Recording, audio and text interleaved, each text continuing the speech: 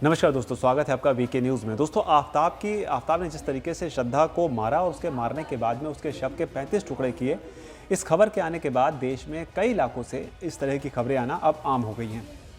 कुछ इलाकों में जो कोई सिरफिरा शख्स है वो लड़कियों को धमकी देते हैं कि अगर आपने मुझसे शादी नहीं की तो आपका मैं श्रद्धा जैसा हाल कर दूंगा, आपको भी मारकर 36 टुकड़े कर दूंगा। इसके अलावा कहीं कहीं पर इस तरह की खबरें भी आई जहां पर मारकर टुकड़े कर भी दिए गए। और ऐसा ही एक मामला जो है दिल्ली के पांडव नगर से आया है। पांडव नगर कहां पर है वो आपको बता दें कि जिस वक्त हम यहां पर बैठकर इस खबर को पढ़ रहे हैं, यहां से करीब 8 से 9 किलोमीटर दूर का इलाका है पांडव नगर। यहां पर एक बेहद ही सनसनीखेज मामला सामने आया है और इस मामले के सामने आने के बाद अब आरोपी पत्नी का बयान भी आ गया है।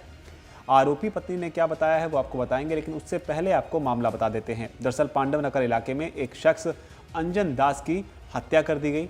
इस हत्याकांड में खास बात ये रही, या कहें कि लगभग समानता ये रही श्रद्धा मामले से, कि इसमें भी जो अंजन दास की हत्या की गई उसके भी मारने के बाद में उसके शव के भी 1 नहीं 2 नहीं बल्कि 10 टुकड़े किए गए। 10 टुकड़े करने के बाद में उसके शव को भी फ्रिज में रखा गया संभाल कर, और ठीक वैसे ही जैसे आफ्ताब ने श्रद्धा के शव के टुकड़ों को रखा था। लेकिन जिस तरीके से आफ्ताब ने श्रद्धा के सिर को अपने डीप फ्रीजर में रखा था और रोज़ वो देखा करता था उसे, लेकिन यहाँ पर शव को काटने के बाद उसके सिर को तो इन आरोपियों ने दफना दिया, लेकिन जो 10 टुकड़े किए उन्हें एक एक कर पांडव नगर के ही रामलीला मैदान में ठिकाने लगाने लगे।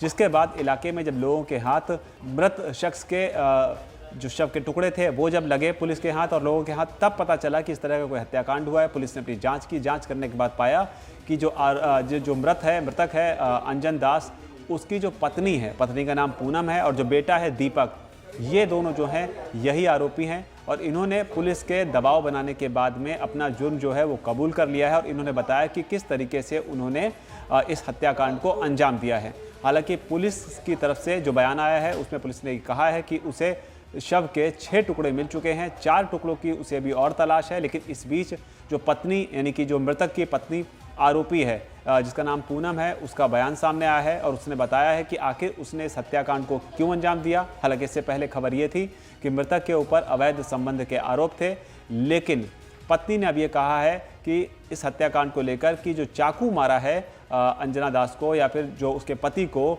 वो उसके बेटे ने मारा है। और जो वजह बताई है शव को काट के और अलग अलग जगहों पर ठिकाने लगाने के इस पूरे हत्याकांड को लेकर, इस पर पूनम ने ये कहा है कि दरअसल जो मृतक है, जो उसका पति था, वो उसके बच्चों पर बुरी नज़र रखता था। जो उसके सौतेले बेटा और बेटी थे उन पर जो है वो गलत नज़र रखता था, जिस बात से परेशान होकर दीपक ने, बेटे ने, और उसके अलावा जो माँ पूनम, इन दोनों ने मिलकर तय किया कि वो अंजन दास का कत्ल कर देंगे।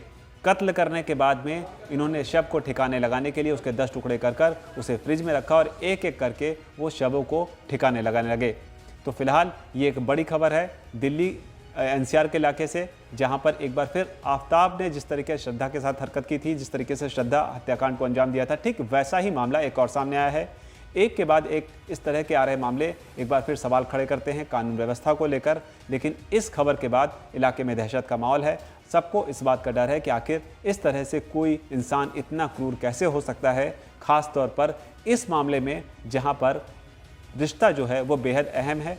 मरने वाला शख्स जो है वो बेटे का बाप है, एक पत्नी का पति है, सुहाग है, लेकिन उसको मारकर उसके 10 टुकड़े कर उसको फ्रिज में रख लेना और उसके बाद एक एक कर उसे ठिकाने लगाना, ये बेहद ही हैरान करने वाला मामला है। पत्नी का बयान हमने आपको बता दिया। पत्नी का साफ तौर पर यही कहना है कि बेटे ने चाकू मारा, और अब पुलिस अपनी जांच को आगे बढ़ाएगी और कोशिश करेगी जो हथियार इस्तेमाल हुए इसमें उन हथियारों को रिकवर किया जाए, ताकि कोर्ट में इन दोनों आरोपियों को गुनहगार साबित किया जा सके। आपकी इस खबर पर क्या राय है, नीचे आकर कमेंट सेक्शन में अपनी बात जरूर लिखें। धन्यवाद। वीके न्यूज, राष्ट्र के नाम।